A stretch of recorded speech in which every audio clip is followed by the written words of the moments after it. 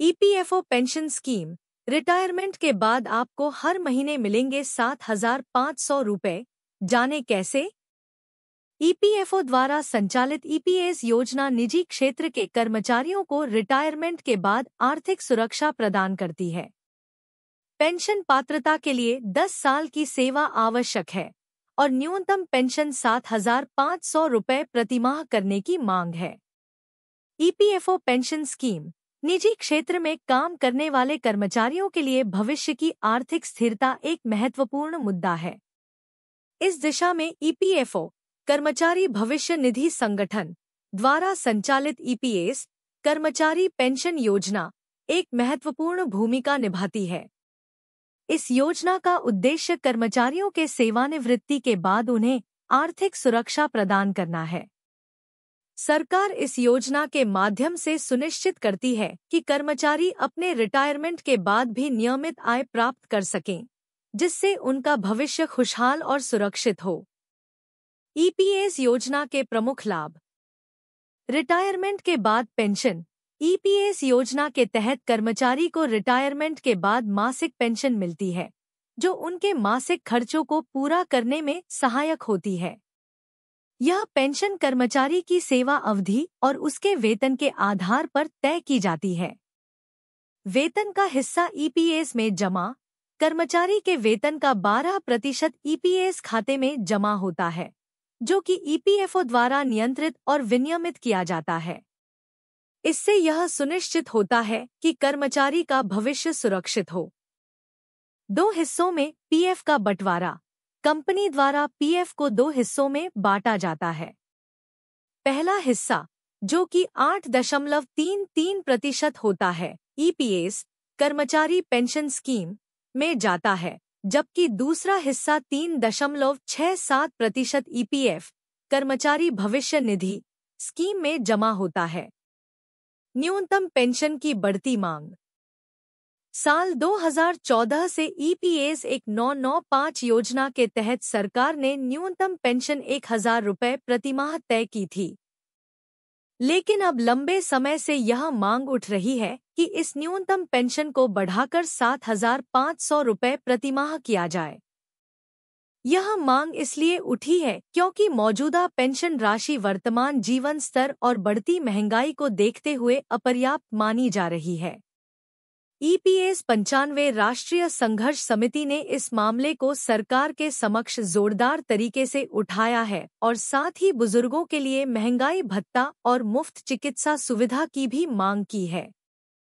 Pension पात्रता के महत्वपूर्ण नियम। ईपीएस योजना के तहत पेंशन प्राप्त करने के लिए कुछ पात्रता शर्तें होती हैं। कर्मचारी को पेंशन प्राप्त करने के लिए कम से कम 10 साल की सेवा पूरी करनी होती है।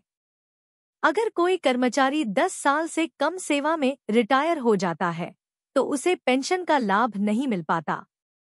इस प्रकार यह जरूरी है कि कर्मचारी अपनी सेवा अवधि पूरी करें, ताकि उन्हें रिटायरमेंट के बाद पेंशन का पूरा लाभ मिल सके। ऐसे मिलेगी 7,500 रुपये प्रति माह पेंशन। कर्मचारी की पेंशन राशि उसकी सेवा अवधि और योगदान पर निर्भर करती है। अगर कोई कर्मचारी 23 वर्ष की आयु में ईपीएस योजना में शामिल होता है और 58 वर्ष की आयु में सेवानिवृत्त होता है तथा उसने 15,000 रुपये मासिक वेतन पर योगदान दिया है, तो 35 साल की सेवा पूरी करने के बाद उसे लगभग 7,500 रुपये प्रतिमाह पेंशन मिल सकती है। यह गणना ईपीएफओ के निर्धारित मानदंडों पर आधारित होती है। निष्कर्ष। ईपीएफओ पेंशन योजना निजी क्षेत्र में काम करने वाले कर्मचारियों के लिए एक महत्वपूर्ण सुरक्षा कवच है। यह न केवल रिटायरमेंट के बाद उनकी आर्थिक जरूरतों को पूरा करने में सहायक होती है, बल्कि उनके भविष्य को भी सुरक्षित बनाती है। न्यूनतम पेंशन की बढ़ती मांग और सरकार की इस पर सकारात्मक प्रतिक्रिया से यह उम्मीद की जा सकती है कि भविष्य में पेंशन राशि में वृद्धि होगी, जिससे कर्मचारी एक बेहतर और सुरक्षित रिटायरमेंट जीवन जी सकें। ईपीएस 95 पेंशन भोगियों को तभी फायदा मिलेगा जब सब्सिडी, नियुक्ति का अंशदान बढ़े, सरकारी अंशदान 2.00% प्लस हो। 95 पेंशन भोगियों को तभी फायदा मिलेगा जब सब्सिडी नियुक्ति का अंशदान बढ़े। सरकारी अंशदान 2.00% प्लस हो। जैसा कि आप सभी जानते हैं, देश में केंद्र सरकार ने कर्मचारियों के लिए एक नई स्कीम लेकर आ गए हैं, जिसे यूनिफाइड पेंशन स्कीम के नाम से जाना जा रहा है। यूनिफाइड पेंशन स्कीम आने के बाद कर्मचारी पेंशन योजना 1995 को लेकर आवाज और तेज हो गई है।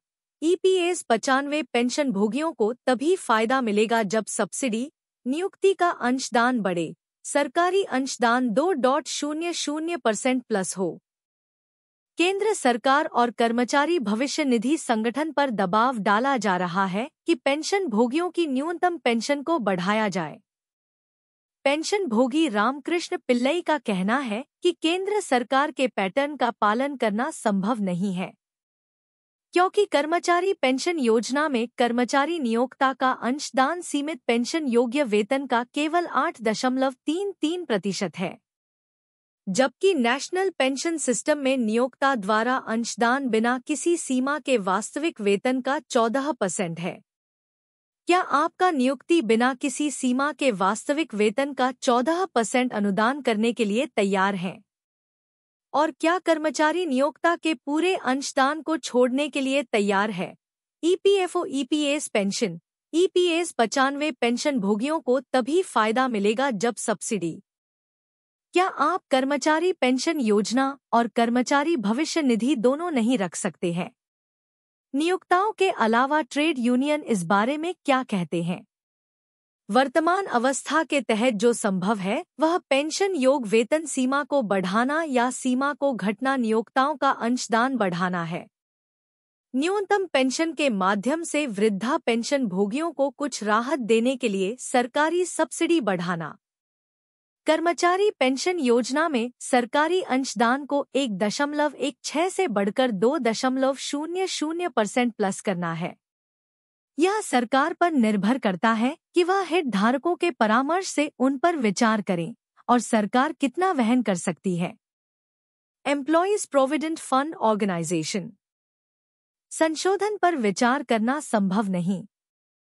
इस पोस्ट पर एक पेंशन होगी ने अरुणाचलम लक्ष्मणन ने लिखा है कि क्या कर्मचारी पेंशन योजना पेंशन मुद्दे की समीक्षा करना और वर्तमान आर्थिक परिदृश्य के संबंध में संशोधन पर विचार करना संभव नहीं है। एम्प्लॉय पेंशन स्कीम अधिक योगदान देकर योजना में सुधार संभव। सरकारी पेंशन योजना के साथ मेल खाना संभव नहीं है, क्योंकि निजी क्षेत्र के नियोक्ताओं के पास सरकार जितनी वित्तीय क्षमता और स्थिरता नहीं है। लेकिन नियोक्ताओं और कर्मचारियों और सरकार द्वारा अधिक योगदान देकर योजना में सुधार किया जा सकता है।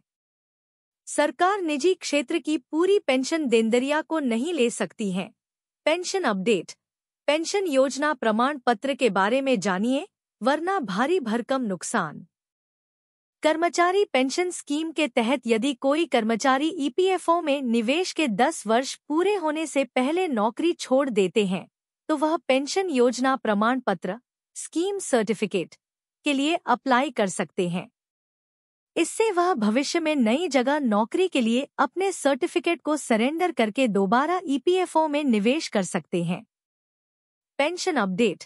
ईपीएफओ के कर्मचारी पेंशन योजना ईपीएस के तहत निवेश करने वाले कर्मचारियों को पेंशन का लाभ प्राप्त करने के लिए 10 वर्ष योगदान करना जरूरी होता है। 10 वर्ष से कम सेवा करने वाले कर्मचारी पेंशन हेतु पात्र नहीं माने जाते। ऐसे में यदि कोई ईपीएफओ सदस्य 10 वर्ष पूरे होने से पहले अपने नौकरी छोड़ देता है और किसी प्रतिष्ठित कंपनी में दोबारा नौकरी ज्वाइन नहीं करता या ऐसी जगह नौकरी करता है जहां ईपीएफ एक्ट लागू नहीं है, तो इस स्थिति में वह पेंशन योजना प्रमाण पत्र स्कीम सर्टिफिकेट के लिए अप्लाई कर सकता है। इस सर्टिफिकेट के जरिए आप दोबारा ईपीएफ को अपने नए खाते से जोड़कर अपने पेंशन के लिए 10 वर्ष इसमें निवेश करके पेंशन का लाभ प्राप्त कर सकते हैं।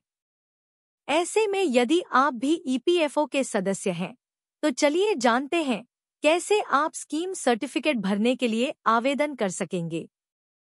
क्या है पेंशन योजना प्रमाण पत्र? बता दें, पेंशन योजना प्रमाण पत्र ईपीएफओ द्वारा जारी किया जाता है। इसमें सदस्य की सदस्यता और परिवार की जानकारी दर्ज होती है। ऐसे में ईपीएफओ सदस्य यदि नौकरी छोड़कर भविष्य में दोबारा नौकरी ज्वाइन करते हैं, तो दोबारा पेंशन योजना का सदस्य बनने के लिए वह इस सर्टिफिकेट को सरेंडर करके अपनी सदस्यता को नए अकाउंट में ऐड कर सकते हैं। कैसे करें पेंशन का आवेदन? पेंशन योजना प्रमाण पत्र के लिए आप अपने नियोक्ता के जरिए आवेदन कर सकते हैं। वैसे तो पेंशन स्कीम के तहत आवेदक के 10 साल पूरे होने के साथ साथ पूरी पेंशन क्लेम करने के लिए 58 वर्ष की आयु पूरी होनी चाहिए। हालांकि यदि वह अर्ली पेंशन के लिए क्लेम करते हैं, तो वह 50 वर्ष से 58 वर्ष की आयु तक भी क्लेम कर सकते हैं। लेकिन यह सर्टिफिकेट उन लोगों के लिए भी उपयोगी है जिनकी सदस्यता भले ही 10 साल हो गई है, लेकिन उनकी आयु 50 वर्ष से कम है और वह अपनी जॉब छोड़ चुके हैं।